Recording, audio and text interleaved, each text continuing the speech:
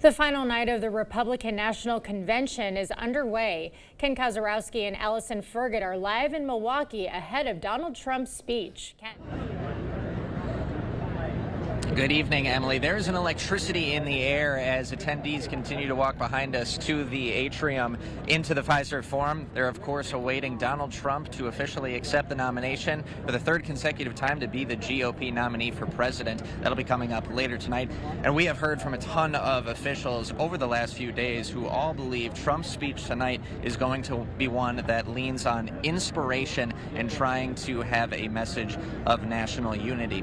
Now, Allison, we've been in this RNC bubble since Sunday. Obviously, there is a united front, a lot of ideology that's consistent among everyone attending. But the big question is, how do campaigns over the next 3.5 months leading up to November, how does the conversation shift after some relative calm we experienced this week politically?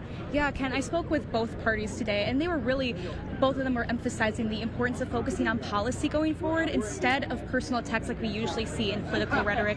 So as we get closer to the election, it's really going to be a focus, they say, on policy instead of those personal attacks.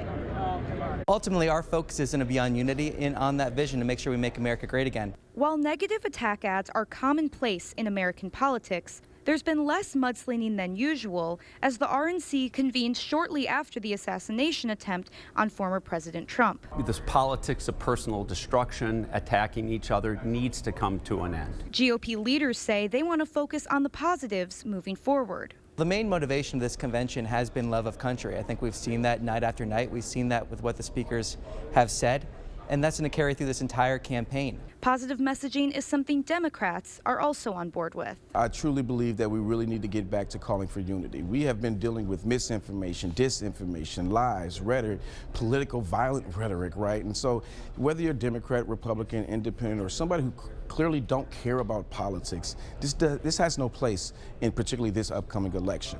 But some worry that after a temporary break, we'll return to the typical divisive rhetoric that defines our elections. Look, I've been in this race, and all Senator Baldwin has done is lie about me and make made up stories and attack me. You can't call for unity and then come out and attack Democrats. And a movement away from attack ads will require both parties' cooperation. If we're going to do what we say we're going to do, then we should actually make sure that we're finding ways to unify this country.